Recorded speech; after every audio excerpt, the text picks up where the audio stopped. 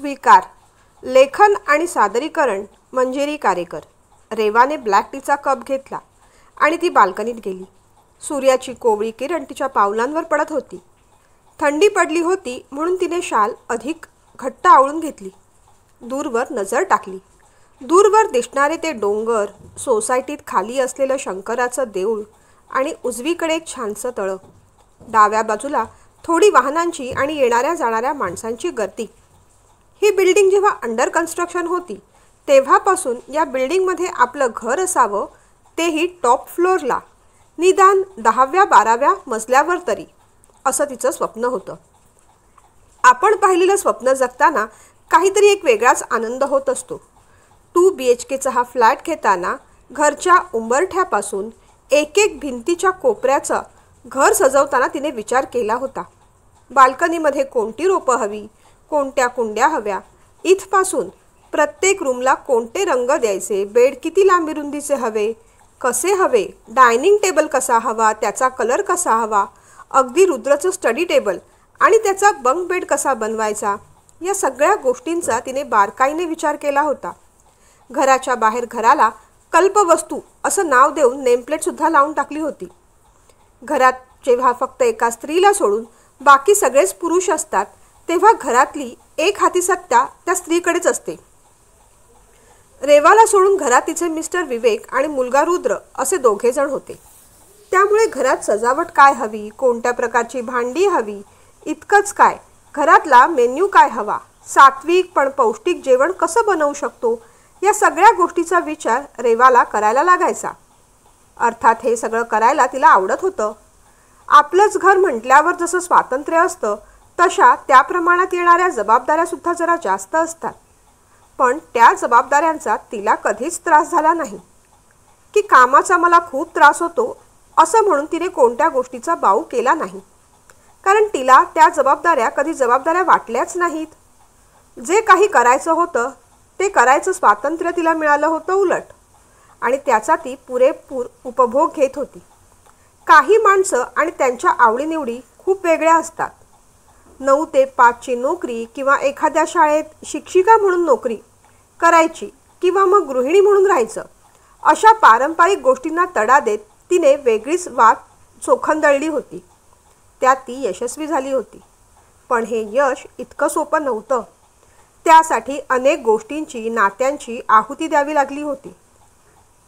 धकाधकीच्या या जीवनात आपल्याला आपल्या आरोग्याकडे कुठे लक्ष देता येतं? त्यात खाण्यापिण्याची तर फारच आबाळ होत असते. कुठेही खा, कसंही खा, जे खाऊ नये ते खा, असं सगळं होत असतं. पण माणसाचं आयुष्य हे शिस्तबद्ध हवं तरच त्याला अर्थ आहे. नाहीतर त्याच्यात आणि प्राण्यात फरक तो काय? डॉक्टर वगैरे नसली तरी आयुर्वेदाचा तिचा अभ्यास चांगला होता.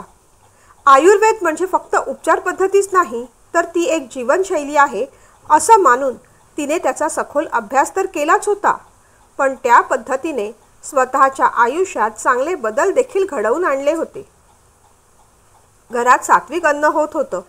त्याचबरोबर ते अन्न धान्याच्या स्वरूपात जेव्हा घरी येईल तेव्हा सुद्धा ते सात्विक आणि केमिकल फ्री हवं म्हणून तिने ऑर्गॅनिक शेतीचा अभ्यास सुरू केला होता. गावाकडे काही एकर जमीन घेऊन त्यावर तिने फळभाज्या, पालेभाज्या याचं उत्पादन सुरू केलं होतं. हळूहळू आता त्याचा व्याप बराच वाढला होता.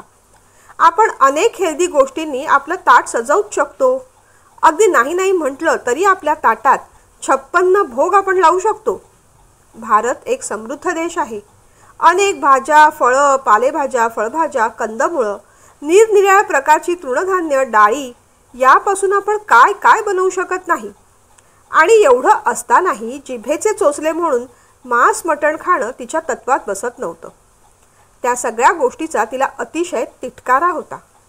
जिथे भाज्या, अन्नधान्य मुबलक पिकत नाही तिथे मांस खाणं वर्ज्य नाही. पण आपल्या देशात सगळं काही मुबलक असताना एखाद्या जीवाची हत्या का करायची असं तिला वाटायचं. अलीकडे तर शाकाहाराच्या पुढे ती वेगन झाली होती. म्हणजे गाईचं दूध हे गाईच्या बछड्यासाठी असतं, माणसांसाठी नाही. तर मग तिला त्रास देऊन आपण ते दूध का घ्यायचं, अशा विचाराने तिने दूध आणि दुग्धजन्य पदार्थसुद्धा सोडले होते. आपल्याकडे एवढ्या प्रकारचे मिलेट्स आहेत. त्यांचा व्यवस्थित उपयोग केला तर मांसाहारातून मिळणाऱ्या प्रोटीनपेक्षा जास्त प्रोटीन्स आपल्याला त्या धान्यातून मिळू शकतं. कोणत्या धान्यात किती प्रोटीन्स आहेत, किती कॅल्शियम फायबर आहे, या सगळ्याचा सखोल अभ्यास तिने केला होता. यशस्वी डायटिशियन म्हणून तिचा नाव लौकिक होता. मांसाहार करणं ही माणसाच्या शरीराची गरज नाही. उलट ते अन्न, भाज्या, फळं यांच्या मानाने पचवायला जड असतं. असा शास्त्रीय दृष्टिकोन सोडला तर मांसाहार करणाऱ्या लोकांबद्दल तिला एक वेगळाच आकस होता. तिला त्यांचा राग यायचा नाही, पण त्यांच्या वागण्याचं आश्चर्य मात्र निश्चित वाटायचं.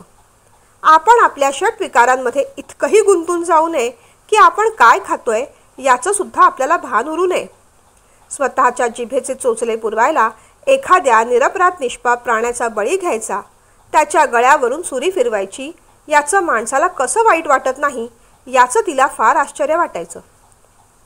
अरे, आपलं बोट कापलं तरी आपल्याला एवढा त्रास होतो आणि आपण तर त्या जीवाची हत्या करतो. स्वतःला बुद्धिवादी म्हणणाऱ्या माणसाची ही अशी काय तऱ्हा? आपण एखाद्या प्रेतयात्रेला स्मशानात जाऊन आलो किंवा आपल्या अगदी घरातल्या जवळच्या माणसांचे सुद्धा अंतिम संस्कार करून आल्यानंतर आधी स्वच्छ अंघोळ करतो. मृतदेह म्हटला तर त्याचा आपल्याला विटाळ होतो. मग त्या शरीरात जर्म्स असतात, ते शरीर डिटोरिएट व्हायला सुरुवात होतं. अशी अनेक शास्त्रीय कारण देऊन त्या मृत व्यक्तीला घराबाहेर नेल्यानंतर आपण घर स्वच्छ पुसून घेतो, स्वतः देखील आंघोळ करतो. मग एवढी स्वच्छता पाळत असताना एखाद्या प्राण्याचा मृतदेह माणूस तोंडाने आत कसा घेतो, त्याचा विटाळ होत नाही का? या विरोधाभासाचं तिला विलक्षण आश्चर्य वाटायचं. तिचा मुलगा रुद्र सुद्धा शाकाहारी होता. म्हणजे लहानपणापासून तिला तिच्या दृष्टिकोनातून अभक्ष्य वाटणारं अन्न त्याला कधी दिलंच नव्हतं. विवेक सुद्धा शाकाहारी जेवणावर खुश असायचे. अलीकडे वय वाढलंय म्हणून कोलेस्ट्रॉल, बीपी, डायबेटीस याचे प्रॉब्लेम नकोत अशा विचाराने त्यांनाही मांसाहार नकोच असायचा. अगदी पूर्वीपासूनच अन्न या विषयात त्यांना फारशी रुची नव्हती. त्यामुळे समोर आलं ते पोट भरण्या इतपत खायचं असा त्यांचा खाक्या होत्या. त्यामुळे शाकाहार किंवा मांसाहार अशा दोन्ही गोष्टीत ते फार कधी रमले नाही. त्यामुळे रेवाचं काम अधिक सोपं झालं होतं. घरातच तिच्या या विचारांना आपसूक पाठिंबा मिळत होता. या अशा वेगळ्या विचाराने थोडीशी ती अध्यात्माकडे झुकली होती. एका महिला आश्रमात ट्रस्टी म्हणून काम देखील करत होती. आहार विहार कसा असावा, विचार कसे असावे, मोह, मद, मत्सर, माया, काम, क्रोध, लोभ अशा 6 विकारांपासून माणसांची सुटका झाली पाहिजे. म्हणूनच एक योग्य जीवनशैली माणसाने अंगीकारली पाहिजे अशा विचारांचा प्रचार प्रसार ती करत होती. माणसाच्या स्वभावात सहजता हवी.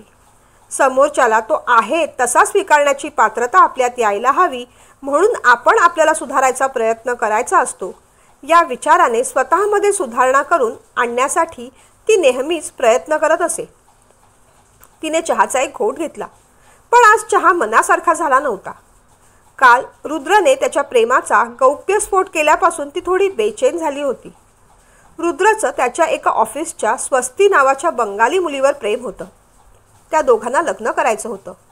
काल त्याने फोटो दाखवला होता आणि रविवारी तिला भेटायला घेऊन येणार होता. आपला मुलगा लग्न करण्याइतपत मोठा झाला, स्वतःच्या आयुष्याचे डिसिजन स्वतः घेऊ लागला. या विचाराने विवेक तर खुश होते, पण रेवा मात्र धास्तावली होती. आपण एवढ्या कष्टाने निर्माण केलेलं साम्राज्य, तेही वेगळ्या धाटणीचं, असंच कुणाच्या हातात कसं द्यायचं? तिला सून स्वतःच्या पसंतीने निवडायची होती, आरखून पारखून. मुळात रुद्र लव्ह मॅरेज करेल यावर तिचा विश्वासच बसत नव्हता. तिने तिच्या पसंतीची मुलगी पाहायच्या आधीच त्याने त्याच्या प्रेमाबद्दल सांगितलं होतं आणि त्याच्या प्रेमावर तो ठाम होता. त्यामुळे त्याला आता नकार देण्याचा प्रश्नच उद्भवत नव्हता. पण आता हिच्या समोर 2 प्रश्न उभे राहिले होते. तिचं सात्विक शाकाहारी किचन तिला आता अशा मुलीबरोबर शेअर करावं लागणार होतं की जी अट्टल मासे खाणारी होती. आणि हा पर्याय जर स्वीकारला नसता तर रुद्रला सांगावं लागणार होतं की तुम्ही वेगळं घर घेऊन राहा. आणि या दोन्ही गोष्टी तिच्या पचनी पडत नव्हत्या. सगळ्या गोष्टींचीच पुनरावृत्ती घडते की काय असं तिला वाटत होतं. 30 वर्षांपूर्वी हीच गोष्ट तिच्या बाबतीत घडली होती, पण अगदी उलट पद्धतीने. घरात तिच्या आईबाबांना तिच्या लग्नाची काळजी होती. कारण घरात ती एकटीच अशा वेगळ्या विचारांच्या धाटणीची होती. कुणाच्या वाढदिवसाची पार्टी असली किंवा गटारी अमावस्या असली किंवा धुळवड असली की घरातले सगळे पोळी आणि नळीची किंवा झणझणीत रश्याची वाट पाहायचे. ही मात्र नाराज असायची. दीप अमावास्येला विकृत करून लोकांनी गटारी अमावस्या केली आहे असं तिचं म्हणणं असायचं. चवीने खाणाऱ्याला तिच्या या गोष्टींमध्ये इरिटेट व्हायचं आणि तिला मात्र खाणारे. मैत्रिणीच्या एका क्लोज फ्रेंड सर्कलमधून विवेकची ओळख झाली. विवेक तिला आवडला. त्यापेक्षा तिच्या स्वभावाला तो पटला. तिला तो ॲक्सेप्टेबल आणि सहज वाटला. कोणत्याही गोष्टीचं बंधन लादणारा नव्हता. समोरच्याने काय करावं काय करू नये हा त्याचा वैयक्तिक प्रश्न आहे. लग्न झाल्यानंतर तू कसं वागावंस, काय खावंस, काय घालावंस हे सांगायचा अधिकार मला नाही, ते तू ठरवायचं. अशा विचारांचा विवेक तिला आवडला आणि घरातून विरोध असतानाही त्या दोघांनी लग्नगाठ बांधली. पण लग्न फक्त दोघांचं होत नसतं, ते 2 कुटुंबांमध्ये होत असतं. विवेकची जॉईंट फॅमिली होती. घरात 2 मोठे भाऊ, 2 बहिणी, सासू सासरे. एवढ्या मोठ्या कुटुंबात स्वतःला ॲडजस्ट करणं सोपं नसतं आणि जेव्हा तुम्ही प्रवाहाच्या विरुद्ध वाहत असता तेव्हा तर अजिबातच नाही. घरात दर रविवारी चिकन, मासे, मटण असं काहीतरी व्हायचं. रक्ताच्या थारोळ्यात पडलेले ते मांसाचे तुकडे पाहून तिला शिसारी यायची. त्या फोडी कापताना ते आता खायला मिळणार याचा या लोकांना एवढा कसा काय आनंद होतोय याचं तिला आश्चर्य वाटायचं. रविवार असला की घरात एक उत्साह असायचा. दोन्ही जावांना एक मुलगा होता. त्या दोघांनाही नॉनव्हेज खूप आवडायचं. मग रश्श्याबरोबर तळलेलं देखील व्हायचं. बाहेर खेळणारी मुलं त्या वासाने नाचत नाचत आनंदाने घरी यायची आणि आम्हाला भूक लागली आहे असं म्हणून थैथयाट करू लागायची. तेव्हा तर ती अधिक बेचैन व्हायची. जसं काय या अन्नाचं त्यांना जणू व्यसनच लागलंय. तिचा रविवार मात्र तिने छोट्या कुकरमध्ये लावलेल्या वरण भाताबरोबर संपन्न व्हायचा. 2-3 रविवार जावांनी पाहून घेतलं, पण नंतर मात्र त्यांच्यात कुरबूर सुरू झाली. हे बघ रेवा, तू खात नशील तर ते तुझ्यापुरती ठीक आहे, पण तू बनवणारच नाही, मॅरिनेटच करणार नाहीस, मासे आणलेस तर धुणार नाहीस, चिकनच्या फोडी कापणार नाहीस, एवढंच काय तू त्याचं वाटपसुद्धा करणार नाहीस आणि त्यांची भांडीसुद्धा घासणार नाहीस. हे असं चालणार नाही. एकतर तू बनवायचंस किंवा भांडी घासायचीस, यापैकी एक काम तू उचलायला हवं. आम्हा दोघींनाही हे सगळं खूप भारी पडतं. तुझं काय, तू तुझ्यापुरती वरण भात लावतेस आणि रूममध्ये जाऊन खातेस, पण विवेक भाऊजी आमच्यात जेवतात ना, मग तुलासुद्धा कामांमध्ये कॉन्ट्रीब्युशन करायला नको का? त्यांचं बोलणं जरी खरं असलं तरी रेवाला त्या सगळ्या गोष्टी अजिबात आवडत नव्हत्या. तिला किती घाण वाटतेय, किळस येते किंवा भीती वाटतेय याचं कुणाला काही घेणं देणं नव्हतं. बाकी घरातल्या पुरुषांना तर रेवा मांसाहार करतच नाही हे लक्षात सुद्धा नव्हतं. एकदा घाईघाईने सासऱ्यांनी चिकनची पिशवी तिच्याच हातात दिली. बरं का रेवा, त्या दिवशी तू लाल चण्याचं सूप केलं होतंस ना, तसाच मसाला घालून हे चिकनचं सूप मला आज करून दे. खूप सर्दी झाली आहे, सूप घेतल्यानंतर बरं वाटेल, ते म्हणाले. त्यांना आता ती काय सांगणार होती. दोन्ही जावांनी ऐकून न ऐकल्यासारखं केलं. जणू त्यांच्या मनासारखंच घडलं होतं. विवेकला सांगायला जावं तर त्याचं स्वतःचं असं काही ठाम मत नसायचं. तुला जमत नसेल तर वहिनींना सांग असं म्हणून मोकळा व्हायचा. त्याने कधी कुणासाठी किंवा कुणाच्या अगेन्स्ट कोणताच स्टँड घेतला नाही. कुणाला दुखवायच्या किंवा कोणाला सुखावायच्या दोन्ही भानगडीत तो पडला नाही. कुणाचं फार कौतुक केलं नाही की कुणाशी भांडण केलं नाही. मला खायला हेच हवं असा हट्ट नाही आणि हे का केलंस म्हणून रुसून बसण्याचा दुराग्रहसुद्धा नाही. ज्याला स्वतःच्या आयुष्याकडूनच काही अपेक्षा नाही अशा निरपेक्ष माणसाला माझ्यासाठी तू इतरांची बोल भांड असं सांगण्यात तरी काय अर्थ होता.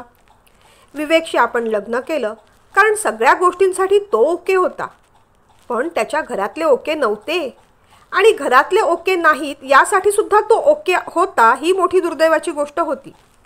या सगळ्या गोष्टींचा विचार रेवाला लग्न करायच्या आधी कधीच आला नाही. विवेकने आपल्या सगळ्या गोष्टी मान्य केल्या आहेत ना, मग बाकी लोकांचा काय संबंध असं तिला वाटलं होतं. पण प्रत्यक्षात पाण्यात पडल्यानंतर कळतं पाण्याची भीती तर असतेच, पण त्याचबरोबर त्यात असलेले वाळू खडेसुद्धा तेवढेच टोचत असतात. कशी बशी ती पिशवी नेऊन तिने एका परातीत ठेवली. दोन्ही वहिनींनी तिच्याकडे सपशेल दुर्लक्ष केलं. तरी अगतिकपणे तिने विचारलं, वहिनी, बाबांनी हे सूप करायला सांगितलं आहे. वाटल्यास मी सगळा मसाला वाटून देते. तुम्ही हे स्वच्छ करून याचं सूप बनवाल का? फक्त उकडायचं आहे आणि मी वाटून दिलेला मसाला त्यात टाकायचा आहे. तोच मधली वहिनी सुप्रिया वहिनी म्हणाली, तुला सांगितलंय ना, मग तूच कर. आमची कामं नको वाढवूस. मोठी वहिनी अश्विनी वहिनी म्हणाली, कर कर, त्या निमित्ताने काहीतरी शिकशील. आणि दोघी टाळ्या देऊन हसायला लागल्या. रेवाला खूप राग आला. डोळ्यातून घळाघळा पाणी येऊ लागलं. तिचा नाईलाज होता. जणू या घरात ती अगदी एकटी पडली होती. लग्न करताना नुसता नवरा मुलगाच नाही, पण त्याच्या घरात कसं वातावरण आहे, त्यांची संस्कृती काय आहे, त्यांचं स्टँडर्ड ऑफ लिव्हिंग काय आहे, त्यांचं खानपान राहणीमान काय आहे, कसं आहे, या सगळ्या गोष्टी महत्त्वाच्या असतात. आपण कोणत्या गोष्टींवर कॉम्प्रोमाइज करू शकतो, ॲडजस्ट करू शकतो आणि कोणत्या गोष्टी अजिबातच आपल्याला जमणार नाही, या गोष्टींचा विचार करूनच मग लग्नाचं ठरवायचं असतं. हे तिला उशिराने कळलं होतं. डोक्यात राग होता, काळजात भीती होती आणि अंगावर शिसारीचे काटे. जी गोष्ट आपण कधी खाल्ली नाही, जिला स्पर्श केला नाही, ती गोष्ट आज आपण बनवायची, या विचारानेच तिला नको नको झालं होतं. जाऊन बाबांना सांगावं का की बाबा मी हे करू शकत नाही, पण तेही करायची हिंमत नव्हती. बाहेर मोठे 2 दीर बसले होते. त्यांची ड्रिंक पार्टी चालू होती. शेवटी तिने मन घट्ट केलं आणि हातातली प्लास्टिकची पिशवी 2 बोटांच्या चिमटीने तिने पातेल्यात ओतली. टक टक करत 2-4 हाडंसुद्धा पडली. कोंबडीचे ते पाय बघून तिच्या मनात वेदनेची एक कळ गेली. पण आता नाईलाज होता. आधी हे सगळं धुवून घेऊया आणि मग मोठ्या पीसचे बारीक तुकडे करूया, असं तिने ठरवलं. 2 वेळेस ते तुकडे धुण्यासाठी तिने हात पुढे केला, पण आपोआपच तो मागे झाला. तिसऱ्यांदा मन घट्ट करून ती हात गाळणार तेवढ्यात कुणीतरी ते पातेलं खेचून घेतलं. पाहते तर मागे सासूबाई होत्या. जमत नाही तर कशाला मोठेपणाने काहीतरी दाखवायचा प्रयत्न करतेस ग? हो बाजू. झाडांना झाऱ्याने पाणी घालतात तसं त्याच्यावर पाणी घालायचं नसतं. स्वच्छ हाताने चोळून धुवायचं असतं ते. हे असं घाण घाण करून जेवण बनवायचं नसतं. ते स्वच्छ धुतलं नाहीस तर खाणाऱ्याला त्याचा त्रास होईल. तुला जमत नव्हतं तर त्या दोघींना सांगायचंस, त्यांनी केलं असतं ना.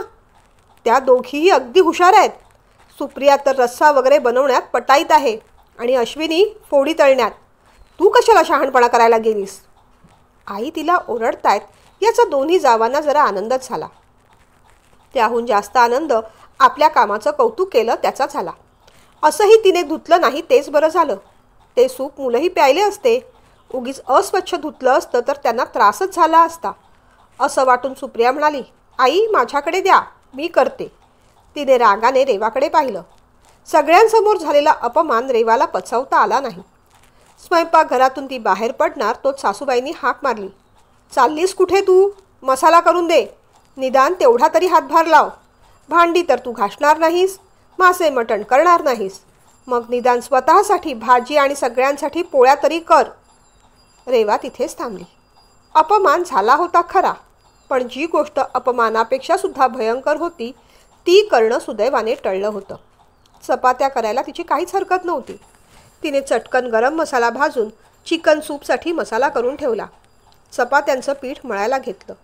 एरवी तिने वरण भात आणि पापडावर काम निभावलं असतं, पण आज सासूबाई ओरडल्या म्हणून थोडीशी भाजी देखील केली. जेवण झालं तसं सासूबाई म्हणाल्या, जा तू तुझ्या रूममध्ये जाऊन जेवायला बस.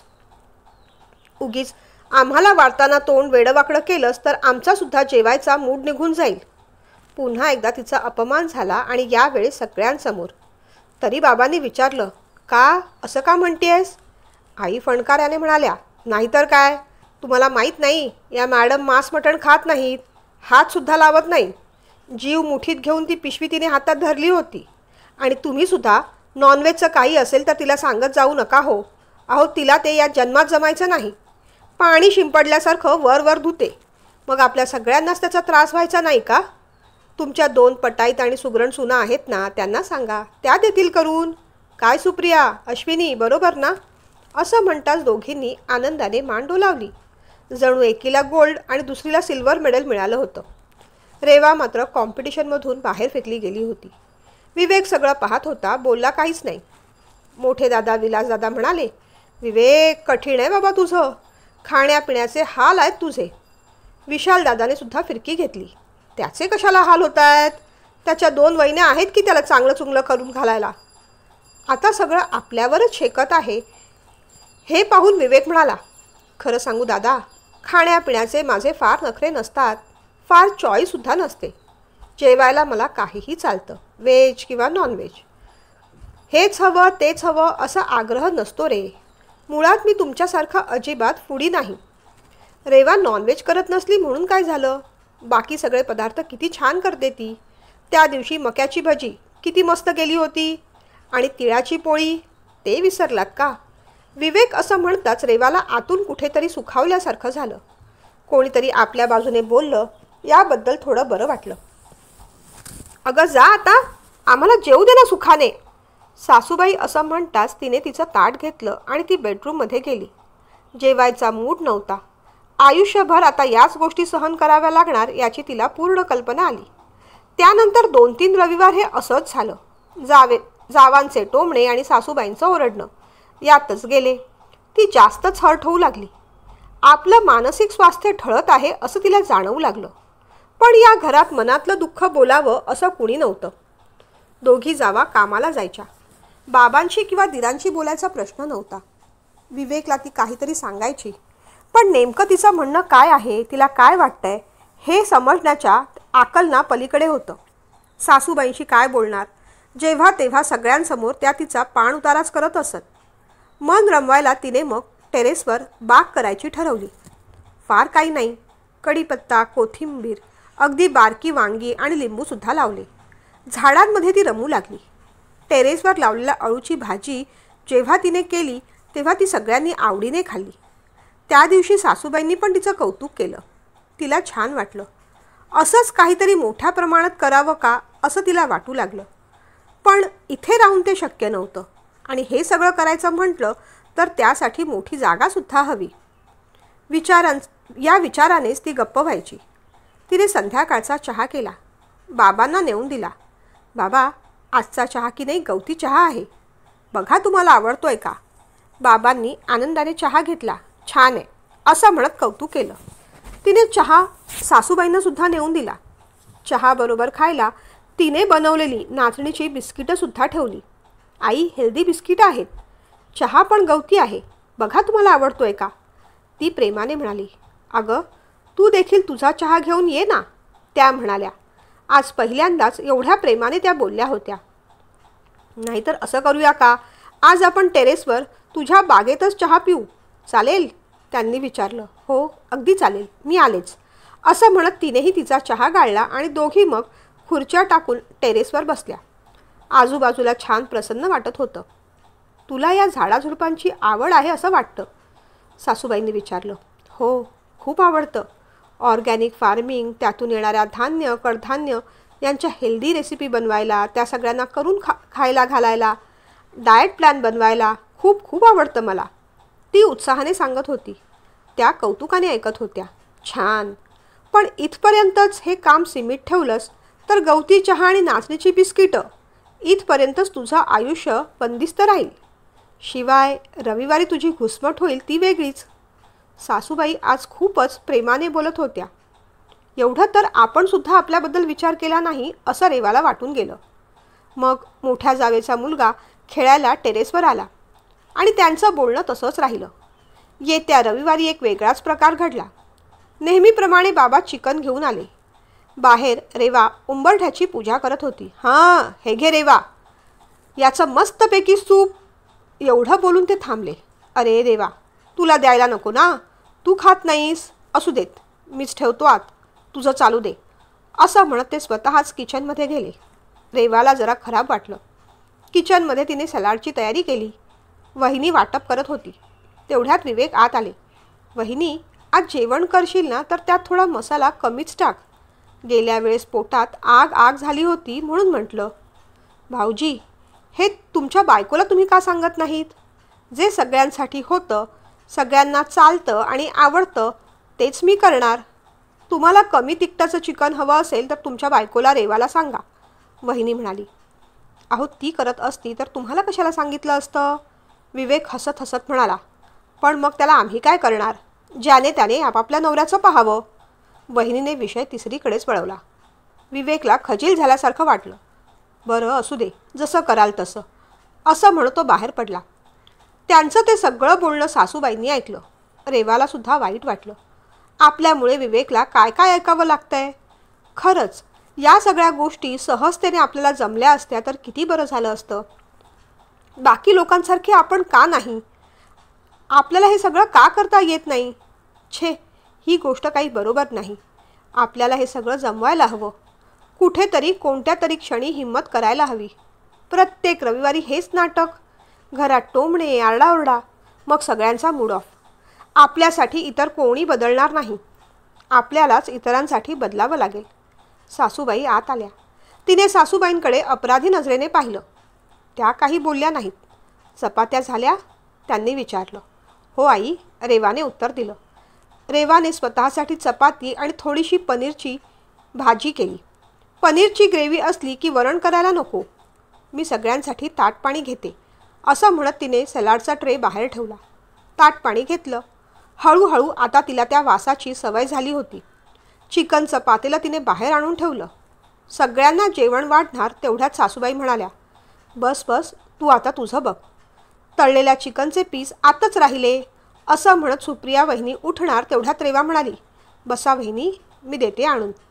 अगं बाई, सुधारणा झाली म्हणायची. सुप्रिया तोंडातल्या तोंडात पुटपुटली. सासूबाई ते सगळं पाहत होत्या, ऐकत होत्या. सगळं जेवण बाहेर आणून ठेवल्यानंतर रेवा किचनमध्ये गेली. पातेल्यातली पनीरची भाजी तिने वाटीत काढून घेतली. वा वहिनी, रस्सा एकदम मस्त झालाय. तिखट, तर्रीदार, विशाल भाऊजी म्हणाले. मग काय, असाच रस्सा हवा. ते मिळमिळीत जेवण जात नाही बुवा आपल्याला, विलास भाऊजी म्हणाले. विवेक मात्र निमूटपणे खात होता. त्याच्या मनात विचारसुद्धा आला, हे असं जळजळीत तिखट जेवणापेक्षा आपण सुद्धा भाजी चपाती खाल्ली असती तर बरं झालं असतं. पण त्याने जर का भाजी चपाती घेतली असती तर त्याचे भाऊच त्याला चिडवायला लागले असते. आता तू सुद्धा बायकोप्रमाणे आणि बायकोच्या म्हणण्यानुसार शाकाहारी झालास वाटतं. गोष्टी छोट्या छोट्या असतात, बाहेरच्या लोकांना त्या कळत नाहीत. पण एका चहाच्या कपावरून सुद्धा घरात मोठं वादळ येऊ शकतं. काहीच न बोलता तो जेवत राहिला. तेवढ्यात बेडरूममधून रेवा पळत पळत बाथरूममधल्या बेसिनमध्ये गेली. तिने दरवाजा बंद करून घेतला. बाहेर सगळ्यांना ओकारीचा आवाज आला. दोन्ही जावांनी तोंड वेडं वाकडं केलं. सासूबाईंना काळजी वाटली. उलटी येण्याचं नेमकं कारण काय, हा त्यांच्या दृष्टीने चिंतेचा विषय झाला. 3-4 मिनिटांनी रेवा बाहेर आली तेव्हा लाल झाली होती. तिने तोंडावर पाणी मारून चेहरा स्वच्छ धुतला. विवेक पटकन उठला. काय ग, काय झालं? ॲसिडिटी वगैरे का? काळजीने त्याने विचारलं. नाही. मग कोरड्या उलट्या होत आहेत की काय? सासूबाईंनी काळजीने विचारलं. नाही आई, ती म्हणाली. अगं मग नेमकं झालंय तरी काय? अश्विनी वहिनीने जरा वैतागत विचारलं. मग तिला एकदम रडू कोसळलं. सगळ्यांनाच आश्चर्य वाटलं. अचानक हिला काय झालं? सासूबाई उठल्या. काय ग, काय झालं? नीट सांग. सुरुवातीला रेवा बोलली नाही काही, पण पुन्हा पुन्हा त्या विचारत राहिल्या. मग ती म्हणाली, आई, माझ्या पनीरच्या भाजीत कुणीतरी चिकनचा तुकडा टाकला होता. सगळेच एकमेकांकडे पाहत राहिले. काय, हे असं कुणी केलं? 2 मुलं हसत होती. तेव्हा हे कुणी केलं असावं हे सासूबाईंच्या लक्षात आलं. मुलांकडे येत त्या म्हणाल्या, काय रे लबाडांनो, तुम्ही दोघांनीच हे केलंत ना? खरं सांगा, नाहीतर देव बाप्पा शिक्षा करील हो. दोन्ही मुलं एकमेकांकडे पाहून शांत झाली. त्यांनी थोरल्या नातवाला विचारलं, घाबरू नकोस, खरं सांग बेटा, हे तू केलंस का? त्याने मग धाकट्या भावाकडे बोट दाखवलं. नाही ग आजी, मी एकट्याने केलं नाही. दादाने सांगितलं आणि मग मी फ्राय चिकनचा पीस काकीच्या भाजीत टाकला, धाकटा नातू म्हणाला. अरे पण हे असं का केलं तुम्ही? काकी खात नाही ना ते. दोघेही काही बोलले नाहीत. बाबाच म्हणाले, जाऊ देत, गंमत म्हणून केलं असेल. आता सोडून द्या विषय आणि जेवून घ्या सगळ्यांनी. सगळ्यांसाठी हा विषय सोडून देणं किती सोपं होतं. पण ज्या व्यक्तीने गेली 20-25 वर्ष साध्या नॉनव्हेजला हात देखील लावला नाही, तिच्या तोंडात तो तुकडा गेला तेव्हा तिला कसं झालं असेल याचा विचार मात्र कोणीही केला नाही. ती गपचूपपणे बेडरूममध्ये जायला लागली तेव्हा सासूबाई ओरडून म्हणाल्या, नाही, हा विषय सोडून देण्यासारखा नाही. आज मुलांनी गंमत केली, उद्या असंच आणखीन काहीतरी घडेल. या सगळ्या नाटकांना मी कंटाळलेले आहे. काही केल्या ती नॉनव्हेजला हात लावू शकत नाही आणि मग घरातल्या कामांवरून दर रविवारी भांडणं होतात. तिच्याच्याने बदल होईल असं मला तरी वाटत नाही, म्हणून मी एक निर्णय घेतलेला आहे. सगळेजण सासूबाईंकडे पाहत राहिले. हे बघा, घरात एक कोणीतरी व्यक्ती वेगळी असते. आता सगळ्या बदकात प्रत्येक वेळेस ती राजहंसच असेल असं नाही, पण ती वेगळी आहे हे तरी निदान आपल्याला कळायला हवं. रेवा यायच्या आधी आपलं सगळं छान चाललेलं. रविवार आला की एक वेगळा उत्साह असायचा, सगळ्यांचा एक टेम्पो असायचा. पण ती आल्यापासून घरात एक वेगळंच वातावरण तयार झालंय. जणू घरातच दोन ग्रुप पडल्यासारखे झालेत. एका ग्रुपमध्ये आपण सगळे, दुसऱ्या ग्रुपमध्ये ती एकटी. ती एका टोकावर, आपण दुसऱ्या. आणि आता मला या सगळ्या गोष्टींचा खूप कंटाळा आलेला आहे. विवेक, मला असं वाटतं तू आणि रेवाने वेगळं राहावंस, कारण खरोखरच आम्हाला तिच्या या वागण्याचा त्रास होऊ लागला आहे. रविवारी तिचं कॉन्ट्रीब्युशन घरात शून्य असतं आणि हे असले काही प्रकार घडले तर आणखीनच सगळ्यांच्या डोक्याला ताप होऊन जातो. तुम्ही कुठे राहायचं, कसं राहायचं हे तुम्ही तुमचं ठरवा. मला वाटतं तुझ्या ऑफिसमध्ये सुद्धा तुला क्वार्टर्स मिळतच असतील. तुम्ही तिथे जाऊन राहा. काय गं सुप्रिया आणि अश्विनी, बरोबर बोलते ना मी? ती तुमच्याबरोबर असंही पटवून घेत नाहीच. सासूबाईंनी दोन्ही सुनांची साईड घेत म्हटलं. आई, तुम्ही ठरवाल तसं. आम्हाला काय प्रॉब्लेम असणार आहे? ती असली काय नसली काय, आम्हाला आमच्या वाटणीची कामं करावीच लागतात. अश्विनी असं म्हणतात सुप्रियाने सुद्धा तिच्या होमध्ये हो भरला. अगं पण विवेकचं काय? तो आपल्यापासून, कुटुंबापासून वेगळा राहू शकतो का? त्याला विचारलंयस का? बाबांनी लेकाची बाजू घेत म्हटलं.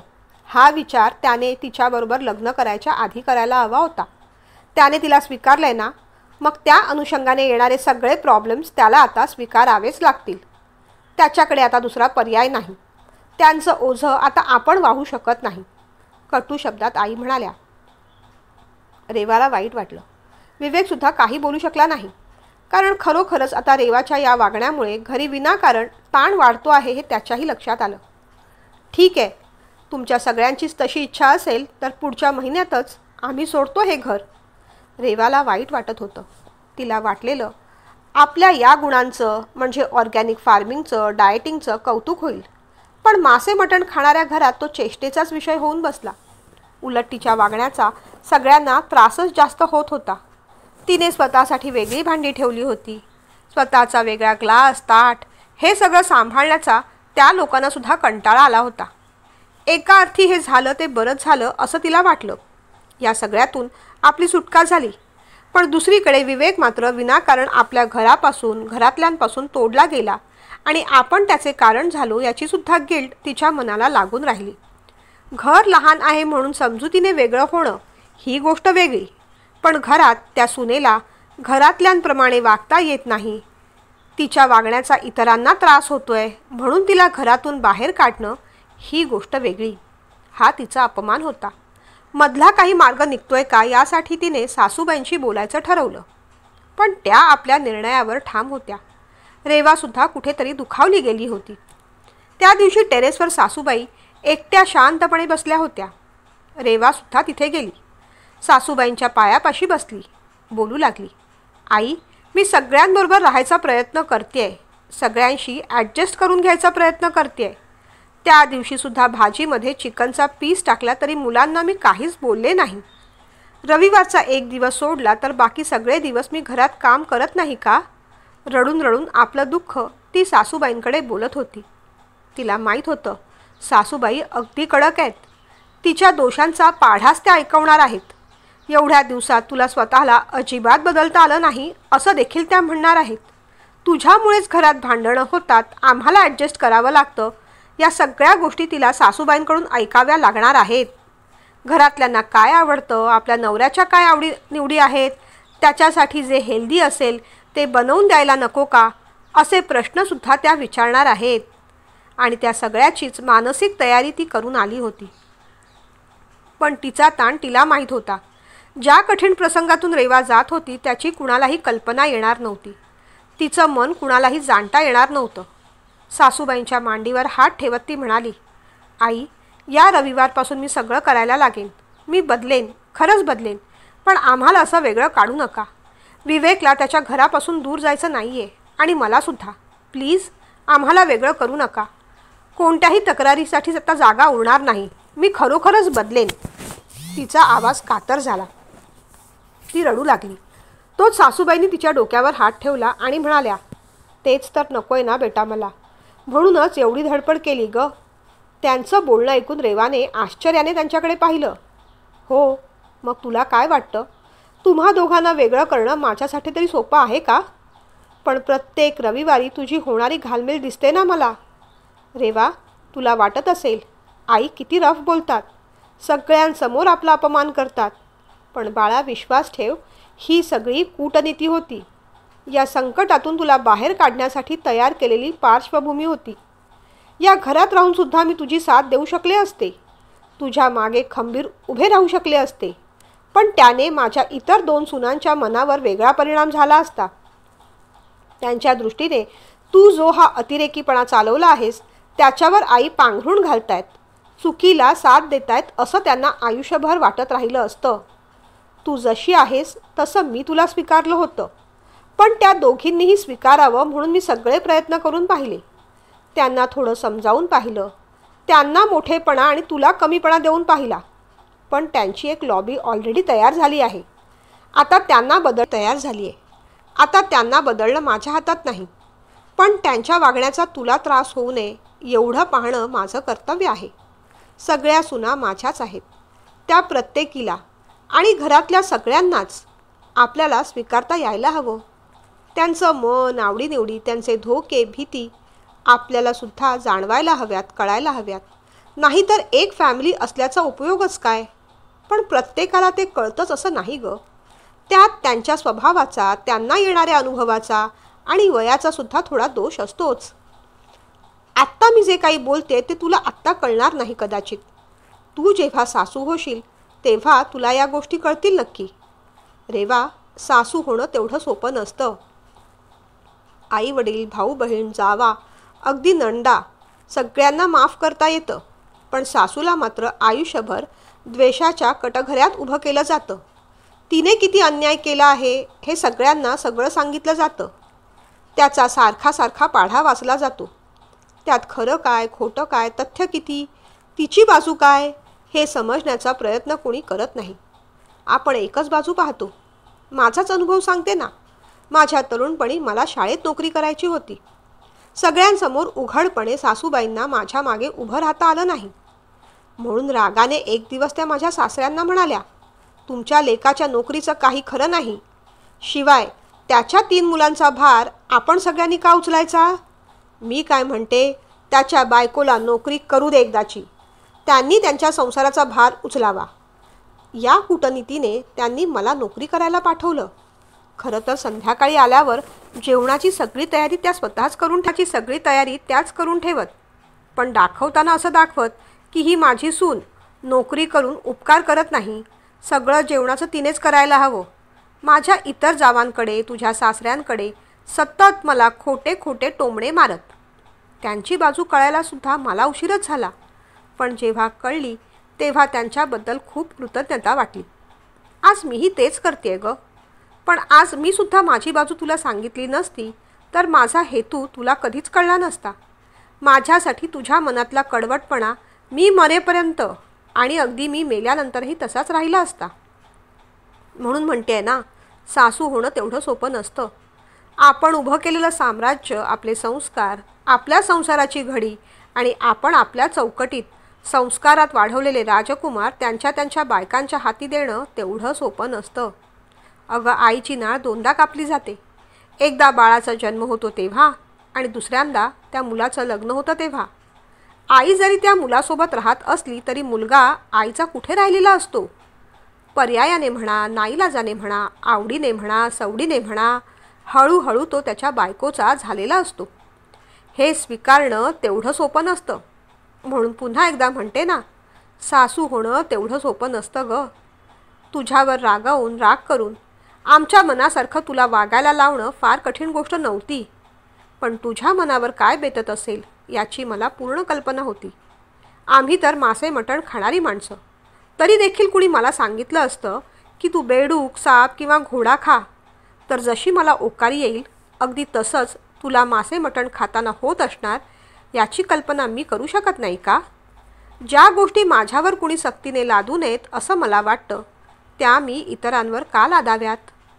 फक्त मी तुझी बाजू घेते आणि इतर दोघींवर अन्याय करते असं त्यांना वाटू नये म्हणून मला मोकळेपणाने ते स्वातंत्र्य तुला देताही येत नव्हतं.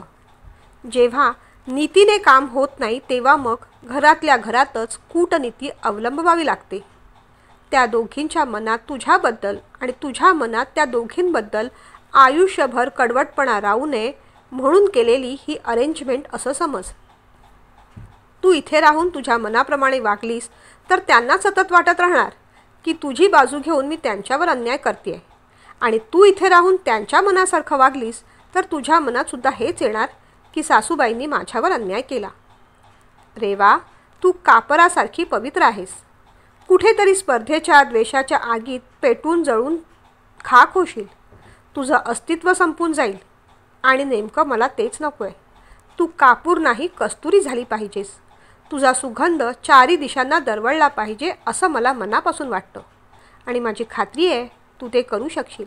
इथून वेगळं झाल्यावर तुला ज्या ज्या गोष्टी करायच्या आहेत, ऑर्गॅनिक फार्मिंग, डाएटिंग कोर्स, जे जे तुझ्या मनात आहे ते तू कर. कधी आमची गरज लागली तर आम्ही येऊच मदतीला. विवेकच्या ऑफिसचे क्वार्टर्स अगदी चांगले आहेत.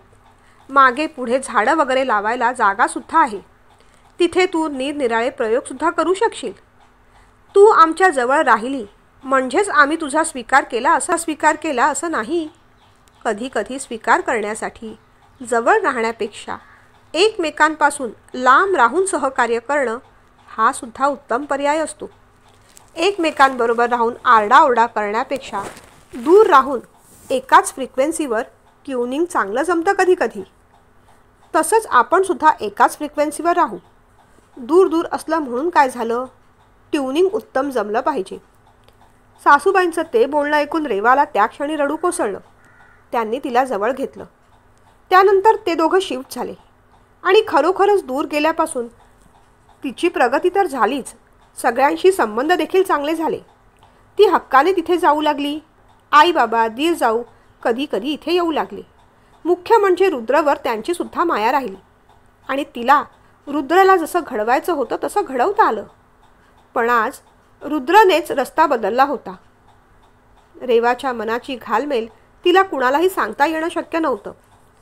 तेव्हाही आणि आताही तिला काय वाटतंय ते विवेकच्या आकलना पलीकडे होतं. रुद्र तर लाख म्हणत होता, अगं आई, स्वस्ती खूप चांगली आहे.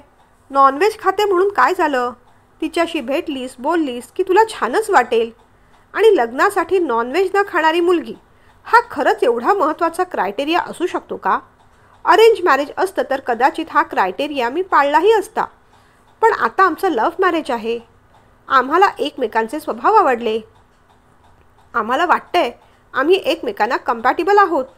मग फक्त ती नॉनव्हेज आहे या एका कारणावरून आम्ही लग्न करायचं नाही असं कसं होईल? रुद्रचं म्हणणं सुद्धा बरोबर होतं. पण लग्न झाल्यानंतर ज्या दुष्टचक्रातून, ज्या अनुभवातून ती गेली होती, आता पुन्हा त्याच सायकलमधून तिला जायचं नव्हतं. ती मुलगी घरी येणार, तिच्या पद्धतीचं जेवण करणार, तिच्या पद्धतीने वागणार, तिच्या पद्धतीने रुद्रला बदलणार. या वयात हे सगळं आता आपल्याला सहन होईल का अशी भीती रेवाला वाटत होती. पण या प्रश्नांचं उत्तर काय हे मात्र तिला मिळत नव्हतं. त्या मुलीबरोबर राहणं तिला स्वीकारून इथे ठेवणंसुद्धा शक्य वाटत नव्हतं आणि तुम्ही दोघं दुसरीकडे राहायला जा असं सांगणंसुद्धा जमणारं नव्हतं. रविवारी सकाळपासूनच ती अस्वस्थ होती. रुद्र स्वस्तीला घेऊन आला तेव्हा तर ती जास्तच अस्वस्थ झाली. रुद्रचं तिच्या मागे पुढे करणं तिला तेवढंसं आवडलं नाही. पण स्वस्तीने आल्या आल्या घरातलं वातावरण बदलून टाकलं. मोठी स्माईल देत तिने रेवाला चक्क मिठीच मारली. Hello aunty. तिचं तुटकं मुटकं मराठी ऐकून मज्जा वाटत होती. त्यात तिचा अचा ऑ असं उच्चार, मराठीचं बंगालीकरण आणखीनच छान वाटत होतं. आंटी, मी सगळ्यांसाठी चहा करू का? तिने विचारलं. पण आपल्या किचनमध्ये तिला इतक्या सहज प्रवेश देणं रेवाला जमत नव्हतं. विवेक मात्र बोलले, त्यात विचारायचं काय? आता हे तुझंही घर होणार आहे, जा कर. रुद्र, चहा साखरेचे डबे दाखव जा तिला. त्या क्षणी रेवाला विवेकचा प्रचंड राग आला. रेवा पटकन म्हणाली, रुद्र तू बस, मी दाखवते. असं म्हणत रेवा उठून किचनमध्ये गेली. असू देत ग, करते मी, तू बाहेर जाऊन बस, रेवा म्हणाली. नको आंटी, मी करते ना, उलट तुम्हीच बसा. खरं सांगू, मला कुकिंगची खूप आवड आहे. मी सगळ्या प्रकारचे स्नॅक्स करते. व्हेज जेवण, नॉन व्हेज, इटालियन, सगळं फूड येतं मला, ती कौतुकाने सांगत राहिली. आणि रेवाचा मात्र पारा चढत राहिला. पण आमच्याकडे एवढं कोणी फूडी नाही. जरा रागानेच ती म्हणाली, इज इट? पण माझ्या घरी आल्यानंतर तर रुद्र सगळं चवीचवीने खातो. हां, नॉनव्हेज मात्र त्याने कधी अजून ट्राय केलेलं नाही, ती म्हणाली. अजूनही म्हणजे? तो व्हेजिटेरियनच आहे. उगीच असे काही पदार्थ बनवून त्याला बिघडवू नकोस, रेवा रागाने म्हणाली. सॉरी आंटी, तसं नव्हतं मला म्हणायचं. मला माहिती आहे इथे सगळेजण व्हेजिटेरियन आहेत. मी फक्त त्याची फूड टेस्ट सांगत होते, एवढंच. रेवालाच मग जरा वाईट वाटलं. आपण उगीच ओव्हर रिॲक्ट करतोय असं वाटलं. हे बघ स्वस्ती, तूही राग मानू नकोस. पण आपल्या घरात काही नियम आहेत, काही परंपरा आहेत, खाण्यापिण्याच्या रीतीभाती आहेत. तू वेगळ्या कल्चरमधून आलेली आहेस, आय ॲक्सेप्ट. पण तरीही काही गोष्टी इथे ॲक्सेप्ट करणं तुलाही जड जातील, ॲडजस्ट करायला कठीण होतील. त्या सगळ्यासाठी तू तयार आहेस का? काही गोष्टी इथे ॲक्सेप्ट करायला तुला जड जातील, ॲडजस्ट करायला कठीण होतील. या सगळ्यासाठी तू तयार आहेस का? हे सगळं तुला ॲक्सेप्ट होईल का? सगळं स्वीकार करायला तू तयार आहेस का? रेवा असं बोलताच स्वस्तीच्या डोळ्यात पटकन पाणी आलं. रेवाचा हात हातात घेऊन ती म्हणाली, आंटी, खरं सांगू, माझ्या चॉईसने आयुष्य मला कधी जगताच आलं नाही. लहानपणीच मला ॲक्सेप्ट नसतानाही, माझी इच्छा नसतानाही माझ्या आईबाबांनी डिवोर्स घेतला. माझ्या बाबांनी दुसरं लग्न केलं. माझी खरी आई फॉरेनला निघून गेली. बाबांनी दुसरं लग्न करून दुसरी आई घरात आणली. मला नव्हतं ॲक्सेप्ट, पण स्वीकारावं लागलं. त्यानंतर काही वर्ष शिक्षणासाठी मी माझ्या मम्माकडे फॉरेनला गेले. तिचंही वागणं ॲक्सेप्ट होत नव्हतं, पण मला ते स्वीकारावं लागलं. आयुष्यात सगळ्याच गोष्टी माझ्या मनाविरुद्ध घडल्या आहेत आणि त्या सगळ्याच गोष्टी मला ॲक्सेप्ट कराव्या लागल्या. स्वीकार करणं माझ्यासाठी जड नाही आंटी. तुम्ही जे म्हणाल ते ॲक्सेप्ट करीन मी. फक्त तुम्ही मला ॲक्सेप्ट करा, माझा स्वीकार करा, असं म्हणून ती एकदम गळ्यातच पडली. त्या क्षणी आपण आपल्याच भोवती विणलेला कोश किती मोठा आहे हे रेवाच्या लक्षात आलं. आपल्याला सगळ्यांनी ॲक्सेप्ट करावं अशी आपली अपेक्षा आहे, पण आपल्याला इतरांना सहजपणे ॲक्सेप्ट करता येत नाही. तेव्हाही करता आलं नव्हतं आणि आत्ताही येत नाही आहे. ही एवढीशी मुलगी मी सगळं ॲक्सेप्ट करीन असं किती सहजतेने म्हणते आहे, आणि आपण मात्र परकेपणाच्या, कुसकेपणाच्या, आपल्या विचारांच्या भिंती उभारतच चाललो आहे. आपल्याला आपल्या सासरी सगळ्यांनी ॲक्सेप्ट करावं अशी इच्छा होती. तशीच या मुलीलासुद्धा आहे. त्यावेळेस तिला तिच्या सासूचं बोलणं आठवलं. सासू होणं तेवढं सोपं नसतं. सगळ्यांचा स्वीकार करणं महत्त्वाचं आहे, पण ते सगळ्यांना जमतं असं नाही. आपल्या सासूबाईंना जमलं, आपल्या होणाऱ्या सुनेला जमलं. आपण मात्र आपल्या तत्वांच्या, विचारधारेच्या भिंती अधिकाधिक पक्क्या करत राहिलो. त्या भिंतीच्या आत कुणाला यायचं असेल तर त्या व्यक्तीने मात्र स्वतःचं अस्तित्व, आवडीनिवडी बाजूला ठेवून आपल्या या जगात प्रवेश केला पाहिजे असंच आपल्याला वाटत राहिलं. लोक षटविकारांच्या मागे लागून खाण्यापिण्यात, भोगात आपलं आयुष्य फुकट घालवतायत असं आपल्याला वाटत राहिलं. पण आपणही आपल्या या विचाराच्या, अहंकाराच्या विकारात अडकलोच ना. पण कधी अडकलो हे आपल्यालाही कळलं नाही. त्या साखळ्या या एवढ्या छोट्या पोरीने आज कडाकड्या मोडून टाकल्या. तिच्या एका मिठीने कापरासारखं आपलं अस्तित्व, आपला अहंकार आणि टोकाची विचारधारा जळून पार उडून गेली. खरं तर आपल्याला वाटत राहिलं की लोक आपल्याला ॲक्सेप्ट करत नाही, स्वीकार करत नाही. पण खरी गोष्ट ही आहे की आपल्यालाही इतरांना स्वीकार करता आला नाही. ते जसं आहे तसं त्यांना स्वीकारताच आलं नाही. जे आपल्या सासूबाईंना जमू शकलं ते आपल्याला अद्यापही जमलेलं नाही. विवेकवर त्यांचा खूप जीव होता. त्याला बायकोबरोबर वेगळं राहा असं सांगताना त्यांचं काळीज तुटलं का नसेल. पण तरीही आपल्यावर अन्याय होऊ नये, आपल्याला त्रास होऊ नये म्हणून त्यांनी आपल्याला वेगळा मार्ग करून दिलाच ना. आज आपल्याला त्यांच्यासारखं वागणं जमेल का? रुद्र, स्वस्तीचं राहणीमान, आचारविचार, खानपान वेगळं आहे. म्हणून तू तुझ्या बायकोला घेऊन वेगळा राहा असं सांगण्याची हिंमत आपल्यात आहे का? नाही, तेवढी तर हिंमत नाहीच. पण स्वस्ती जशी आहे तिला तिच्या पद्धतीने आपल्या घरात राहण्याची, वागण्याची, खाण्यापिण्याची मुभा देण्याची सुद्धा आपल्यात हिंमत नाही. ती विचार करत राहिली. आंटी, काय झालं? काही चुकलं का माझं? स्वस्तीने विचारलं. तिला जवळ घेत रेवा बोलू लागली. नाही का बेटा, तुझं काहीच चुकलं नाही. मग तुम्ही कराल ना मला ॲक्सेप्ट? स्वस्तीने विचारलं. हो बाई, तुला आम्ही केलं ॲक्सेप्ट आणि तूही आम्हाला आता मोकळ्या मनाने ॲक्सेप्ट कर. आता जे जसं आहे तसं स्वीकारूया. जे काही प्रॉब्लेम्स येतील, संकटं येतील, ती समजुतीने साधक बाधक प्रयत्नाने सोडवायचा प्रयत्न करूया. आत्तापर्यंत मी फक्त आई होते. आता सासूबाईंचा बूट पाया चढवलाय. बघूया हा बूट घालून प्रवास करता येतोय का? रेवा म्हणाली. येईल ना आंटी, तुम्ही एवढ्या छान आहात, तुम्हाला नक्की येईल. आणि आम्ही सगळे आहोत ना तुमच्यासोबत, स्वस्ती म्हणाली. नाही ग बेटा, तेवढं सोपं नाही ते. कदाचित ही गोष्ट तुला आत्ता कळणार नाही. तू सासू झाल्यावर कळेल. सासू होणं तेवढं सोपं नसतं. आपण उभं केलेलं साम्राज्य, आपले संस्कार, आपल्या संसाराची घडी आणि आपण आपल्या चौकटीत संस्कारात वाढवलेला राजकुमार त्याच्या बायकोच्या हाती देणं तेवढं सोपं नसतं. वाटतो तेवढा हा स्वीकार सोपा नाही ग. सासूचं बोलणं स्वस्तीला कळलं नसावं, म्हणजे नसणारच. जसं रेवाला ते काही वर्षांपूर्वी कळलं नव्हतं तसं स्वस्तीलाही ते आता कळणार नव्हतंच. ते कळायला अजून काही वर्ष तिला वाट पाहावी लागणार होती. पण सध्या तरी स्वीकार नावाचा अलंकार परंपरेने रेवाने तिच्या सासूच्या पश्चात स्वतःकडे स्वीकारला होता आणि तोच तिला पुढे मागे आपल्या सुनेकडेही सुपूर्त करायचा आहे, हे मात्र पर्यायाने रेवाने स्वीकारलं होतं.